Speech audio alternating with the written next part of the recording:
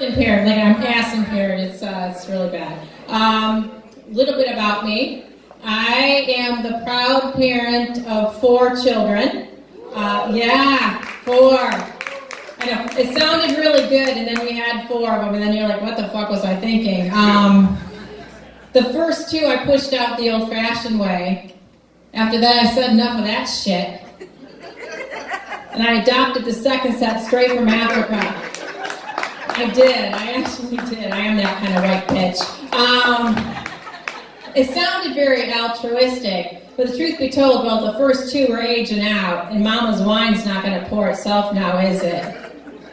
Terrible thing to say. It's awful. It's awful. It's true. It's still a terrible thing to say. My oldest daughter's 30 now.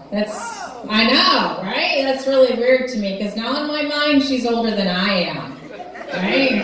Shit's weird how that happens. She wants to be married and having lots of kids, just like one right after the other, like those t-shirt cannons, but like a baby cannon down there, just popping them out.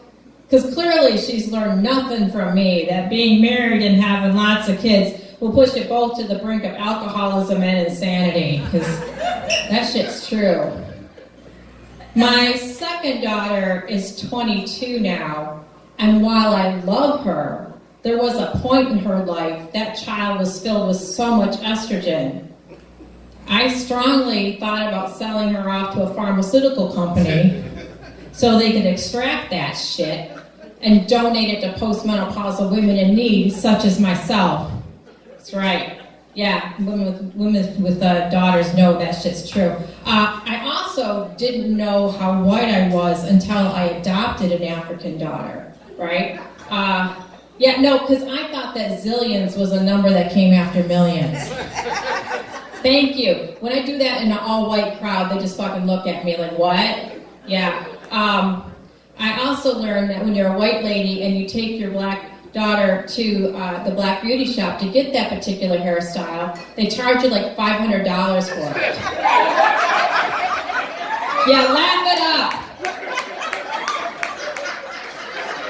They charge a sister like $50 for the exact same thing. They call that the Angelina Jolie markup, my friends. Yeah, so much of my fucking white privilege. You know that shit's true, right? It's true. My biological son is 22, and he's autistic, but not in the Rain Man with Mad Math savant skills that I could actually cash in on. Maybe take him to a casino, earn Mama a little bit of money, maybe enough money to buy a really nice house, maybe a nice car like a Tesla. Earning Elon Musk just a little bit more money that he deserves? No, he doesn't. But no, he's the kind of autistic in that, hey, let's talk about the Joker for 8 hours, over and over and over and over and over and over, and get my fucking point, and over kind of way. I love my son. I just now really, really, really hate the Joker. Suicide Squad? Yeah, I was suicidal. Speaking of my son and his Batman obsession, a couple of years ago, my son came home and announced that he wanted to be Harley Quinn for Halloween. My son had indeed seen the Suicide Squad movie because, well, I'm a shitty mom. So, and for those of you not familiar, Harley Quinn is a female character in that Suicide Squad movie, and she runs around with little blonde ponytails, little hot pants shorts, and fishnet stockings.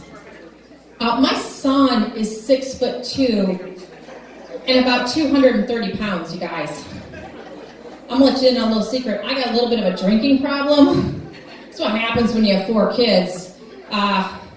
And I really wasn't sure how much alcohol my liver could take to see the sight of my son dressed up like RuPaul walking down the streets of my subdivision trick-or-treating. Nor was I sure, if I'm being honest, that my son had the legs to carry off those fishnet stockings, because those are hard to wear, ladies. Am I right? Like, yeah, right? And my son's got really hairy legs. So, but I wanted him to be happy. So I went on the internet and I found a Harley Quinn costume for him. It was like a Joker or a Jester or a clown outfit for him. It was not like Pennywise the clown, like from It. I mean, my son still looked freaky, I'm not gonna lie. But he was happy, and I remember it because I wrote it in my mom diary. I wrote, "Dear diary, today was a good day.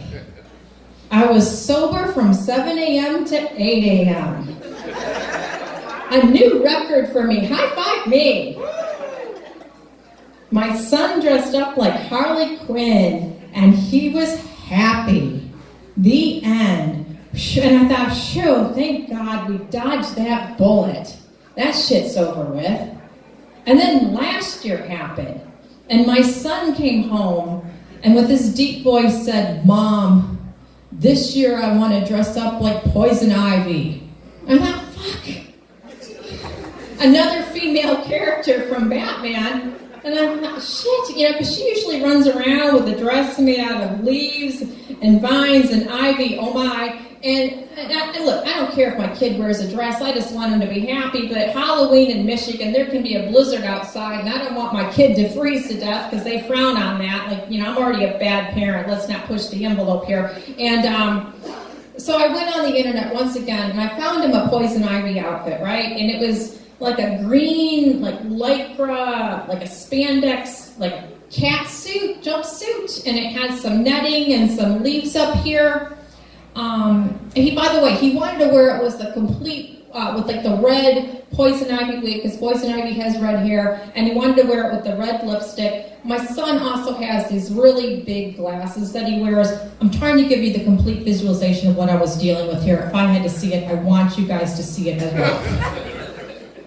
The problem with the outfit, you guys, is that it only came in a women's size large. My son, again, 6'2", 230 pounds, is minimally a men's size extra large, really a 2XL. Okay? I'm being honest.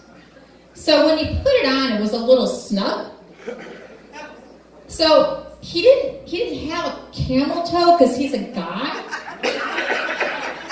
He had what they call a moose knuckle. What I'm trying to say is he didn't need to use his hands to ring the doorbell when he went out trick-or-treating.